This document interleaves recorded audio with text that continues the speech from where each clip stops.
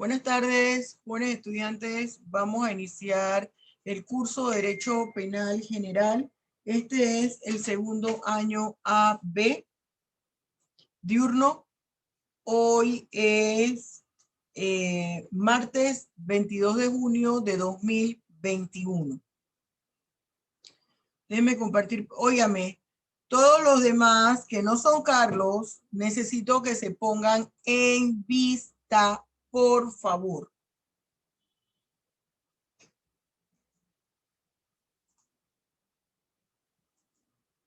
Perfecto, ahora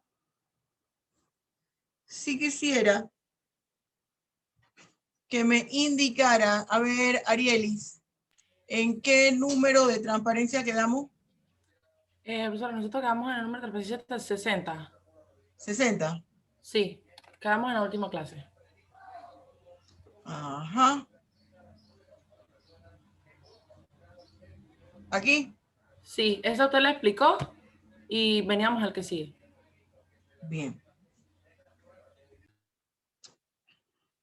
Esta transparencia, aquí, yo lo que hice fue puntualizar, ¿se acuerda que aquí yo hablé de un ejemplo con respecto a las causas de justificación, específicamente el ejercicio de las funciones del servidor público y el ejemplo del policía que fue llamado a asistir porque en su ronda, en la ronda que estaba haciendo, le informan que habían delincuentes que habían ingresado a un establecimiento, el policía entra, uno llevaba la caja registradora, otro llevaba mercancías y así.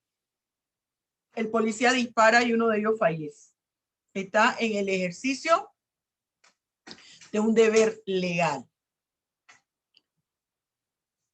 Aquí tenemos que los 4 puntos en el cumplimiento de un deber, perdón, no en el ejercicio, para que no se confundan con el ejercicio de un derecho, en el cumplimiento de un deber. Hablábamos que se puntualizaba de la siguiente forma: el policía, que es un servidor público, la función pública del policía, proteger a la comunidad de la delincuencia. Acuérdense, su logo es proteger y servir. El policía estaba en servicio. El policía realiza el procedimiento que contempla su reglamento de funciones. Pasamos acá. ¿En qué consiste la legítima defensa? Fíjense, la legítima defensa es una causa de justificación que consiste en defenderse de un ataque directo con respecto a su persona o a bienes jurídicos del afectado, o un ataque directo a la persona o bienes jurídicos de un tercero, pero quien él se siente comprometido, discúlpeme, a defender. Por ejemplo, usted va con su abuelita o con su mamá, o va con un sobrino o con un hermanito, y ustedes van camino a la tienda, y de repente a su mamá la ataca un ladrón. ¿Qué hace usted? Usted dice, ay, qué bien, y o se va corriendo. No, usted va a defender a su mamá, que la están atacando un ladrón. Y resulta que en el estar usted defendiendo a su mamá de ese ataque, usted no solamente la libra de un daño, sino que mata al atacante. Ahí, con respecto a su persona, hay una legítima defensa, porque usted salió a la defensa de su madre. Usted tenía la obligación, el compromiso de defender a su madre del ataque que se estaba sufriendo. Esa es la legítima defensa. Ahora bien, hay escuelas que tratan de explicar el fenómeno de la legítima defensa. Y entonces la escuela clásica habla que la legítima defensa es una especie de defensa privada. Y esa defensa privada la reconoce el Estado. El Estado dice, bien, hay situaciones de peligro en la cual se puede encontrar un individuo y que yo, Estado, no puedo brindarle una protección en ese momento. Entonces yo tengo que facilitarle a esa persona su derecho a la defensa, que ella pueda defenderse y esto tenga esa facultad de defenderse y que eso no le ocasione, no le genere responsabilidades o problemas penales. La escuela positiva habla simple y sencillamente que la legítima defensa es un deber jurídico que tiene la persona para defenderse a sí misma, y por eso esa condición hace que sea una conducta antijurídica, es decir, que esa conducta antijurídica se le elimine. Aún siendo una conducta antijurídica, por las condiciones y situaciones en las que se da, se le debe eliminar esa característica de antijurídico.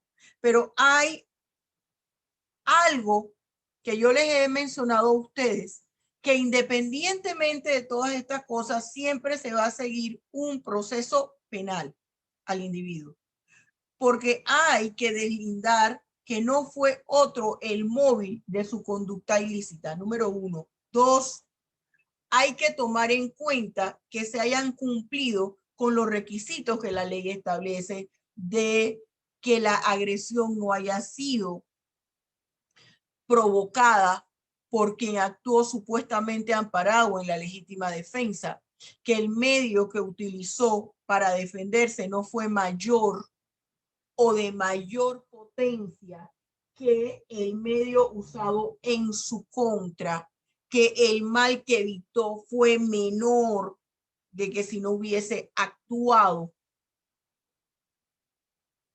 ¿Cuáles son las características o condiciones de la legítima defensa? Fíjese, la existencia de una agresión injusta, que es lo que yo les estaba hablando. 2, utilización de un medio racional para impedir la agresión. Si la persona no le está cayendo a usted a moquetazos, a trompadas, si le está cayendo a trompadas, usted viene y saca un RPG, que es una arma de guerra de alta potencia. Me estoy explicando, o sea, no hay una proporción entre una cosa y otra. Hombre, acuérdense de la figura que yo le puse de la señora con el bastón y el maleante. Estamos hablando de una señora, una adulta mayor, discapacitada física, versus un hombre que tiene mayor fuerza, joven, con mayor agilidad. Claro que ella tenía que sacar su bastón. Entonces, ese bastón que le servía de defensa, no había una proporción, no había una desproporción, al contrario. ¿Qué es el estado de necesidad? Fíjese, el estado de necesidad es la defensa que hace el agente con respecto al riesgo que corre su persona o sus bienes jurídicos o los bienes jurídicos de un tercero que él tiene también la responsabilidad de proteger o que se siente comprometido para proteger. Mire que casi las definiciones son iguales, pero ¿en qué se diferencia? La legítima defensa del estado de necesidad, que la legítima defensa hay un ataque directo. En el estado de necesidad hay un riesgo, hay peligro de riesgo. Todavía no hay un ataque directo, pero hay un peligro de que pueda ocurrir algo. ¿Cuáles son las características del estado de necesidad? La existencia de un peligro riesgo, el peligro riesgo de un bien jurídico. Y mire que le pongo acá, no de un ataque, no de un ataque personal. Fíjese, ese bien jurídico que está en peligro o en riesgo puede ser de la misma persona que actuó o puede ser de otra persona, pero que se sentía comprometido a actuar. Fíjese, por ejemplo, si están en la parada de un autobús, está un señor, un hombre corpulento, alto, deportista, y está una joven o una joven señora con su bebé en brazos. No se conocen, son los únicos dos que están en la parada esperando el autobús o están en la estación del metro. Y resulta que viene otro hombre a intentar llevársele al bebito y llevársele la cartera. ¡Ay, caramba! ¿Qué pasa? Ese señor que está al lado, que es un caballero, o así no fuese caballero, mire, aunque sea un pachuco, el instinto, ¿qué es lo que le dice? Voy a defender a esta pobre mujer, está con su bebé, y ella empieza a gritar, ladrón, ladrón, ladrón, está con su bebé, la quiere no solamente asaltar, llevarle la cartera, sino también llevarle al bebé. Se siente comprometido en defenderlo. Eso es lo que me habla a mí, mi estado de necesidad. Y él actuó, porque si no hubiera actuado, no solo se le hubiera llevado la cartera, se le hubiera llevado al bebé y a lo mejor la hubiera matado. Que el bien jurídico protegido tenga mayor valor que el afectado. Bueno, aquí tenemos una situación interesante. ¿Cuál es esa situación interesante? Esa situación interesante es que estamos ante el bien jurídico de la vida, que es un bien jurídico de doble titularidad. Estamos ante la protección del interés superior del menor y estamos ante la protección de bienes patrimoniales, del dinero de la señora, del patrimonio de la señora. Estamos hablando de 3 bienes jurídicos versus uno solo. En ese sentido, tiene mayor valor el bien jurídico del afectado. Que la persona que ha tenido la opción o ha tomado la decisión de actuar y de proteger a esas personas no tenía que no tuviese la obligación legal, es decir, que trabajara en Senafron, que trabajara en la policía, que trabajara en Sinaproc. Aquí que el resultado obtenido es menor que el daño que hubiesen ocasionado si no se actúa. Imagínense, a lo mejor el bebé lo hubieran utilizado para la trata de menores o lo hubieran matado para utilizarlo como mula, le cierran el cuerpecito y le meten ahí droga. Muchísimas cosas. Que la forma de proteger ese bien jurídico no haya sido excesiva. Ejemplo de un estado de necesidad. Una familia que en horas de la madrugada ha tenido que salir corriendo de su casa, ya que ocurrió un derrumbe y parte de ella ha quedado sepultada en el lodo. Esta familia está conformada por el padre, la madre y los abuelos, que por su avanzada edad han perdido la vista. 3 menores de edad, fíjese, un bebé de 1 mes de nacido, una niña de 1 año de edad, un niño de 2 años. Por esta razón, el padre ha decidido refugiar a su familia en una casa abandonada, propiedad de una persona que se encuentra viviendo en el extranjero y que tiene más de 2 años que no ha venido a revisar. El señor no tuvo opción. Sabe que esa propiedad está abandonada. No hay ningún lugar de refugio. ¿Y qué dice? Voy a romper los candados y entro. Y ya después, mañana será otro día, voy a analizar los daños a ver roto el candado, haber forzado la puerta y entrar, y voy a localizar a este señor, al dueño de la propiedad. Ahí hay un estado de necesidad. ¿En qué se diferencia la legítima defensa del estado de necesidad? Mire, fíjese, entre las semejanzas, ambas son causas de justificación. En ninguna debe existir provocación por parte de la gente. Entre las diferencias, en la legítima defensa existe una agresión injusta, grave e inminente. En el estado de necesidad que existe, un peligro.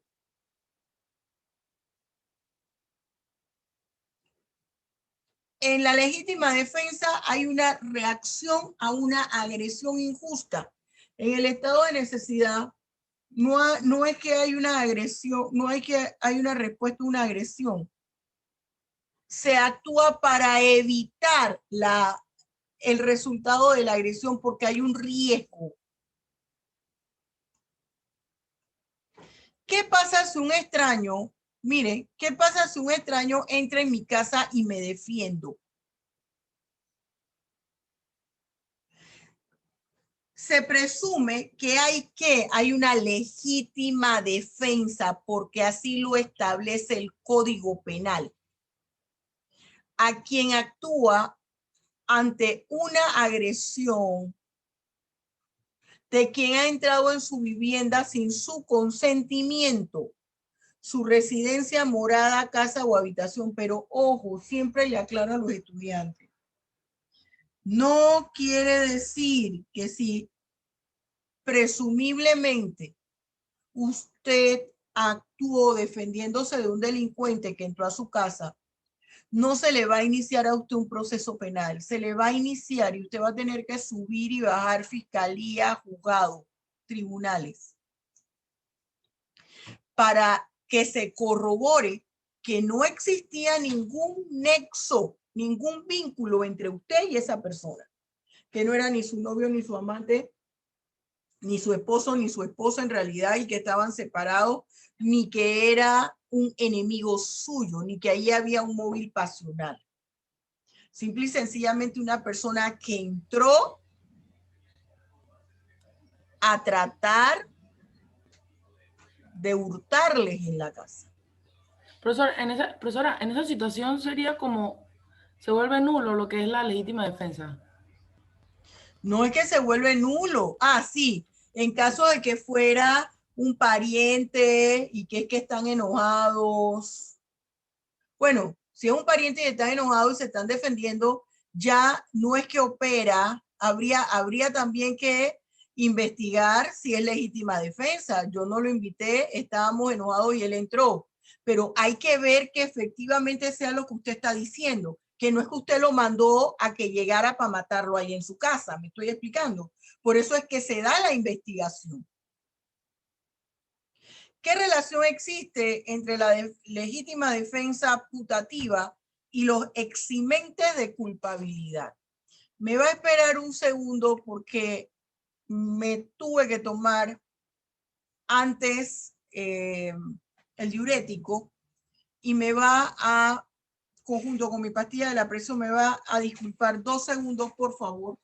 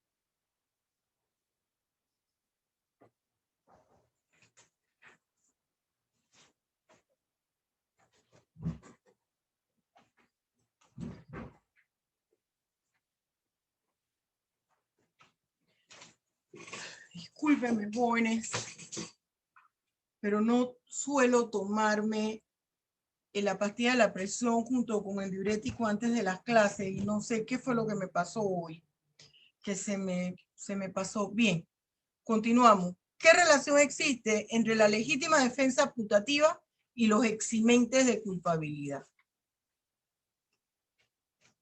Mire, ¿qué es la legítima defensa putativa? Que también se le llama legítima defensa subjetiva. La legislación penal y gran parte de la doctrina la tiene contemplada como un eximente de culpabilidad. ¿Qué pasa con el eximente de culpabilidad? El eximente de culpabilidad no considera, es decir, el eximente de culpabilidad sí considera que se llevó a cabo una figura delictiva. Sin embargo, libera de responsabilidad penal. Libera de responsabilidad penal. Considera, sí hubo un delito, pero hay situaciones que permiten que se libere de responsabilidad penal. Ese es el eximente de culpabilidad. En cambio, las causas de justificación dicen no hay delito, por consiguiente no hay responsabilidad penal. ¿Qué pasa con la legítima defensa putativa? En la legítima defensa putativa es, por ejemplo, una persona que pensaba que su esposa estaba de viaje y que no regresaba hasta el domingo y apenas es viernes. Y él no sabía que la esposa le quería dar una sorpresa por su cumpleaños y no iba a regresar el domingo. No iba a regresar el domingo, sino... Ay, ahora lo veo. No iba a regresar el domingo, sino que iba a presentarse el viernes, porque iba a presentarse el viernes porque el sábado le iba a realizar una fiesta sorpresa. ¿Qué sucede? Que entra el esposo a la casa el viernes y él se da cuenta que había dejado las luces encendidas y encuentra las luces apagadas. Y él dice, algo está sucediendo aquí que no es normal. ¿Qué hace entonces? Entra en una forma precavida, de precaución, con su arma reglamentaria, es decir, con su permiso. Y cuando él entra a la casa, él ve, observa que hay una persona, hay una silueta, la imagen, la silueta de una persona que se movió de un lugar a otro. Créame que ninguna persona en ese momento va a pensar, esto es un fantasma, aunque creen fantasma, ojalá y sea un fantasma. Las personas van a pensar inmediatamente que es esto, que es un delincuente. Y entonces dispara a la silueta. ¿Qué sucede? La persona cae muerta. Y cuando él enciende la luz, ¿quién era? La esposa. Esa es la legítima defensa putativa o subjetiva. Pero aún cuando debiera estar dentro de las causas de justificación, porque es una clasificación de la legítima defensa, se mantiene dentro del eximente de culpabilidad porque la persona está creyendo que está amparada erróneamente por una causa de justificación. ¿Cuáles son esas características de esa legítima defensa putativa? No hay intención o dolo, es decir, ausencia de la intención o dolo. Convencimiento de que está en peligro su vida. Hay una presencia del error de licitud, ya que él cree que está actuando amparado por una causa de justificación. Entonces, ¿cuál es la diferencia entre la legítima defensa putativa y qué relación existe, perdón, entre la legítima defensa putativa y los eximentes de culpabilidad? Que la legislación penal panameña y en la mayoría de la doctrina la consideran una forma de eximente de culpabilidad. Esa es la relación, es una forma de eximente de culpabilidad. Aquí yo les pongo el ejemplo que les acabo de mencionar. Esto es muy importante aquí. ¿Qué relación existe entre las causas de justificación, el injusto jurídico y la teoría del bien jurídico? ¿Qué pasa con las causas de justificación? Las causas, ¿qué relación tienen con el injusto jurídico y la teoría del bien jurídico? Las causas de justificación anulan, eliminan el injusto jurídico. ¿Por qué eliminan el injusto jurídico? Porque afectan directamente la antijuricidad. Quitan la antijuricidad. ¿Qué es la antijuricidad? El injusto jurídico. En palabras sencillas, profesora y cristianas, ¿qué significa eso? El calificativo, el adjetivo de ilícito a una conducta. Le quitan, le borran esa condición de ilicitud a la conducta. Dice, no. Esa conducta bajo estas circunstancias no es un delito, no es ilícita. Por eso es que la afectan directamente. ¿Y qué toman en cuenta ellos para hacer eso? La teoría del bien jurídico. Porque hablan, esa teoría del bien jurídico me habla de la importancia del bien jurídico, de la disponibilidad del bien jurídico. ¿Qué quiere decir la disponibilidad del bien jurídico? Si es de doble titularidad o no. Esa es la relación que existen entre ambos. Y que yo le desarrollo, todo eso que le dije, se lo desarrollo en este tablero, que esta parte es sacada tal cual de su libro de texto. Dice, las causas de justificación constituyen formas atípicas de la conducta ilícita. ¿Qué quiere decir atípica de la conducta ilícita? Que no son conductas ilícitas. Es decir, elimina el carácter de injusto al tipo penal con relación a una acción ilícita determinada. ¿Cuáles son los aspectos que comprenden la teoría del bien jurídico? 1, la disponibilidad del bien. Es decir, hablan de la doble titularidad. Aquellos cuya titularidad es compartida con el Estado, por ejemplo, la vida. Los delitos que afecten a los menores de edad.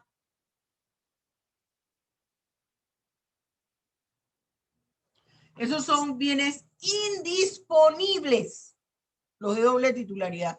Los bienes disponibles son aquellos bienes cuyo titular es uno solo.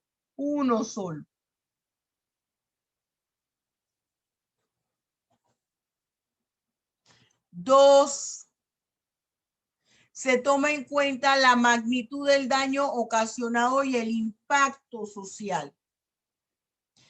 El tipo de punibilidad que se le asigna al delito. Al grupo de bienes jurídicos del cual forme parte, es decir, en qué título del libro segundo están, en el primero, en el segundo, en el tercero, en el cuarto o en el último. Todos esos bienes jurídicos son importantes, pero dentro de su importancia hay niveles y el nivel se lo da el número del título en el cual se encuentra estipulado ese bien jurídico. La culpabilidad. ¿Qué es la culpabilidad? Dice, aspectos que se toman en cuenta al determinar la culpabilidad.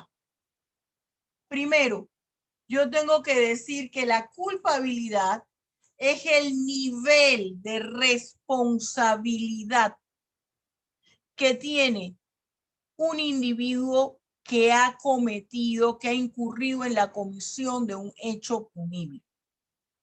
Eso es la culpabilidad. ¿Cómo se determina o qué aspectos se toman en cuenta al determinar la culpabilidad? Me lo dice uno de los artículos más importantes del Código Penal. El artículo 79. Ese artículo 79 me habla de la individualización de la pena. Lo que el juez tiene o debe tomar en cuenta, lo que el juez debe tomar en cuenta cuando va a dictar sentencia. ¿Qué debe tomar en cuenta el juez al momento en que dicta sentencia? 7 aspectos. La magnitud de la lesión o peligro ocasionado. Mayor o menor voluntad de dañar.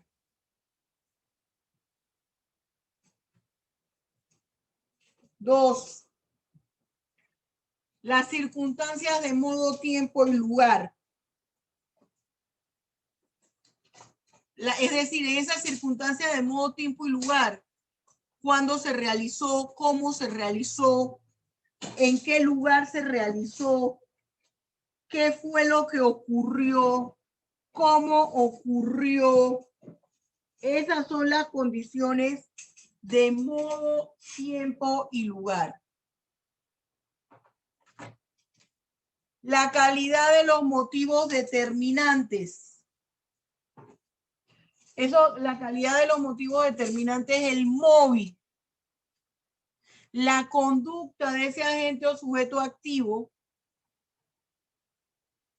antes, en el momento o después de cometer el hecho punible. El valor o la importancia del bien. Las condiciones de inferioridad, de ventaja o desventaja entre el qué.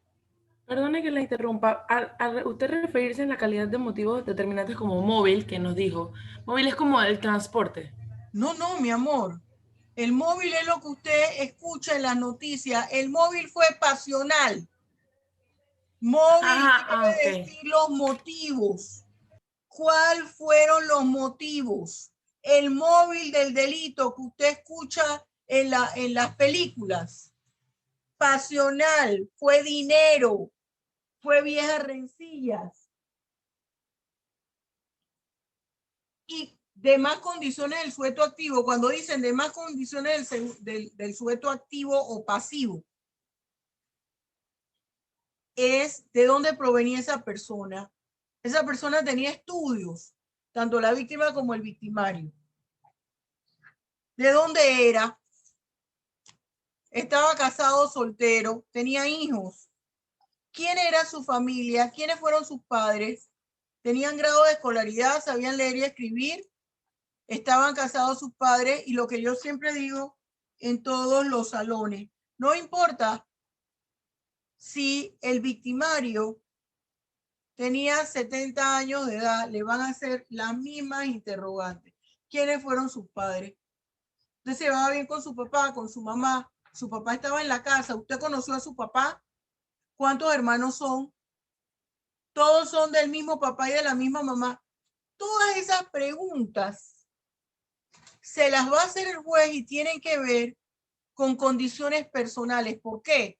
Porque eso va a dar explicaciones al juez del porqué de la conducta de ambos. ¿Por qué estarían en ese lugar? ¿Por qué se comportaron de determinada manera? Mire, estudiar derecho penal no es sencillo porque hay que hablar de temas muy incómodos y que a veces afectan directamente a la persona que está estudiando la materia.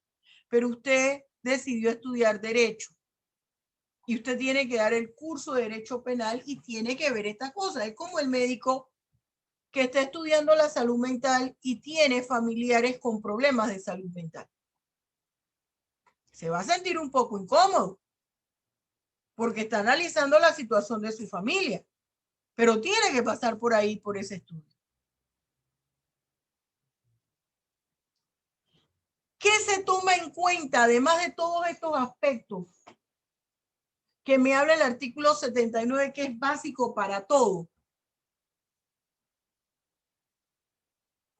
Se toma en cuenta lo siguiente: causas de justificación, eximentes de culpabilidad, excusa absolutoria, comunicabilidad de las circunstancias, circunstancias atenuantes, circunstancias agravantes, fuerza mayor y caso fortuito. En ambas dice la ley, no hay delito. El error invencible. Todo esto que les pongo en los tableros es muy importante.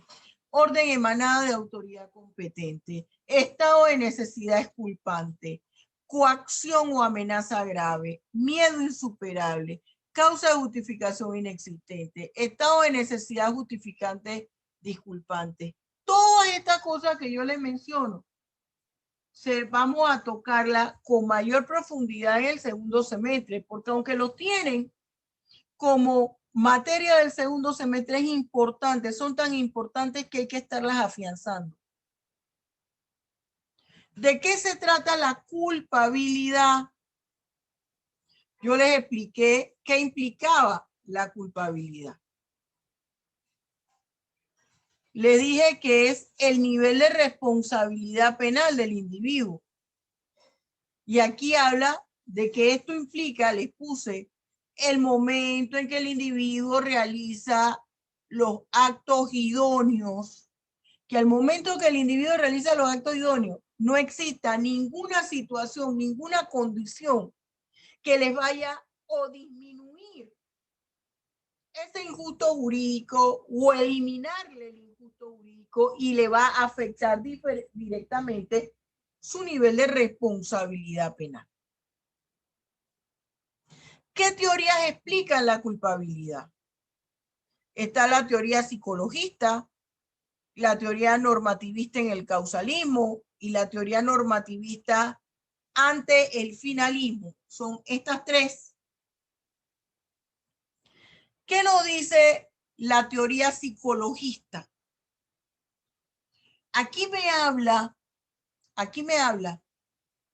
de que esta teoría concebía el delito como una conducta que refleja la relación entre el agente y el resultado. Y trataba de encontrar entre el agente y el resultado dos aspectos. Uno era el aspecto psíquico y otro el aspecto material. El aspecto psíquico habla del deseo interno del individuo y el aspecto material habla de la antijuridicidad. Y esto lo hablaban Belling y Lins. Esa teoría psicologista todavía amarraba en la culpabilidad la figura del dolo y la culpa, que ya no se ve en la culpabilidad. La teoría normativista del causalismo aquí habla, que es la que nosotros usamos, es la capacidad de respuesta que tiene el individuo ante lo que hizo. Y esa capacidad de respuesta la puede tener el individuo en la medida en que al momento en que llevaba a cabo la figura delictiva, él entendía lo que estaba haciendo. Ahí tenemos a los exponentes Mesger, Goldmich, entre otros. La teoría normativista ante el finalismo señala ese dolo y esa culpa no solamente no van a formar ya parte de la culpabilidad, sino que van a formar parte del tipo penal. Es decir, el tipo penal es el que va a advertir y el que va a indicar si una conducta se realiza con dolo o con culpa. Yo les he dicho a ustedes que a mí me parece que ese es un error, porque yo no puedo amarrar la conducta del individuo a mi tipo penal. Hay conductas que sí, hay conductas que solamente pueden realizarse con dolo, por ejemplo, los delitos de naturaleza sexual. Pero hay otros que en realidad va a depender de cómo se llevaron a cabo los actos idóneos. Sin embargo, esta teoría dice, no. Mi tipo penal es lo que va a decir si se actuó con dolo o con culpa. ¿Qué es el principio de culpabilidad? El principio de culpabilidad me señala que la responsabilidad penal se debe determinar en proporción a lo que realizó el individuo. Es decir, en proporción al daño ocasionado. Yo no puedo establecer una sanción mayor al daño ocasionado. No es lo mismo una persona que se hurtó una cabeza de ganado, que se llama abigeato, esa conducta ilícita, que está mal, que está penada, pero no la puedo equiparar a la persona que descuartizó a otro ser humano. Lo metió en unas bolsas y lo distribuyó por diferentes áreas. ¿Cuáles son los aspectos del principio de culpabilidad? Son dos. La certeza de la responsabilidad del sujeto activo, es decir, ya se corroboró, ya se evidenció que él es el responsable del hecho punible, y la proporcionalidad de la pena. La proporcionalidad de la pena, ¿qué me dice? La sanción que se le puso al juez va acorde con lo que hizo. ¿Qué son eximentes de culpabilidad? Mira, el eximente de culpabilidad son situaciones que de igual manera envuelven a la conducta ilícita, que envuelven a la conducta de la gente. La ley sigue considerando que se llevó a cabo una figura delictiva, sin embargo, se le está liberando de responsabilidad a la gente por situaciones previamente establecidas en la ley. En las causas de justificación se dice no hay delito, porque las condiciones bajo las cuales se llevó a cabo la conducta eliminan la característica del instituto. En el eximente de culpabilidad, el agente incurrió en la comisión de una figura delictiva. Incurrió en la comisión de una figura delictiva. ¿Pero qué pasó? Que a pesar de haber incurrido en la comisión de una figura delictiva, la persona dice, en la ley dice, hay que disminuirle la responsabilidad penal. Esto es lo que yo les acabo de escribir aquí, en este tablero. Son situaciones que envuelven los eximentes de culpabilidad. Lo que les expliqué es lo que les acabo de escribir en el tablero. Los eximentes de culpabilidad son situaciones que envuelven la comisión del hecho delictivo y por ende le eliminan al agente o sujeto activo su obligación de responder ante la norma penal por la comisión del mismo. Se considera que hay delito, no se le elimina la condición de delito. Se dice sí, hay delito, pero por haberse dado bajo determinadas condiciones vamos a liberarle de responsabilidad al agente o sujeto activo. Y está contemplado el artículo 39 al 42A del Código penal. Bien. Vamos a iniciar la próxima clase en la transparencia 102. Ariel y los demás, anótenlo para que me digan. La próxima clase creo que es el jueves, que tenemos 2 horas. Vamos a concluir este tema. Y vamos entonces allí, en la última hora de esas 2 horas, a abrir a una plenaria, es decir, a que los estudiantes pregunten todo lo que no han entendido. Y yo espero que vayan anotando las preguntas. Me había levantado la mano María Fernanda. Dime, María Fernanda, rapidito.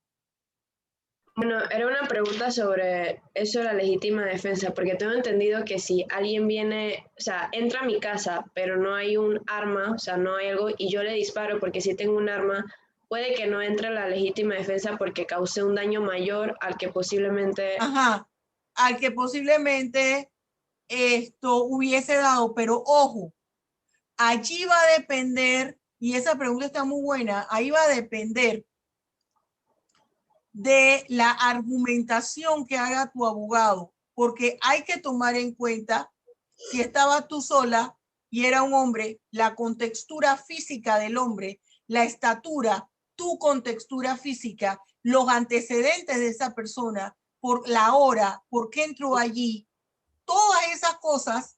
Esto no es un proceso exacto como el modelo de análisis.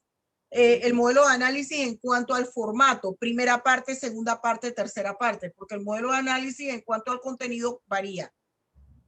Aquí hay que hacer un estudio, un análisis exhaustivo para determinar todos esos elementos de las causas de justificación. Sí. Mireya, voy con usted, póngase en vista. Ustedes saben que la semana pasada, el martes, fui al Vasco Núñez de Balboa a que me pusieran la vacuna y fue por gusto. Ya yo le expliqué eso. El miércoles logré ponérmela la segunda dosis de la Pfizer en el Rommel Fernández, situación que me puso incómoda a la muerte miércoles, jueves, viernes. Eso fue una cosa horrorosa, pero uno tiene que pasar por eso. La primera dosis lo único que me dio fue cansancio, pero esta me mató. Yo todos los correos electrónicos los contesto. Yo no me demoro contestando correo electrónico. Y Mireya, usted me escribió, lo que pasa es que yo esa vez estaba muy mal, que yo no le había contestado el correo electrónico. Yo le contesté el correo electrónico, usted me lo mandó un 15 y yo se lo contesté el 16. Sí, profe. Pero parece que usted está clarita que usted no había revisado bien o no sé qué fue lo que pasó. Sí, profe, no había revisado bien. No, porque después entonces yo quedé confundida, pero como estaba turulata, yo no veía, yo lo veo desde mi correo, desde mi celular. Y eso eran unos dolores de cabeza tan horrorosos que me dieron, que yo no distinguía, y ya después con claridad sí lo vi, que lo había contestado. Yo todo lo contesto rápido. Claro que yo no me voy a poner, hola, ¿cómo estás? ¿Qué te parece? Que tengo que ponerle ok, recibido. Cuando yo niego algo, le digo no procede o no se puede. Pero siempre que yo le pongo a usted ok, no hay problema, porque hay algunos que ya traen ok, no hay problema, de acuerdo. Eso quiere decir que la petición que usted me está solicitando se puede llevar a cabo sin ningún problema. Bien, jóvenes, el jueves concluimos, son 2 horas y 40 minutos antes de que finalicen las 2 horas o 30 minutos antes voy a abrir al periodo de preguntas. La próxima semana, todos los días tenemos interrogatorios de todo lo que hemos dado y los problemas. Yo voy a llamar al azar con los problemas, ¿ok? ¿Estamos claros? Tengo ya el otro grupo, la clase inmediatamente. Dios los bendiga ricamente. Esto lo subo en el transcurso de la tarde. Hasta luego.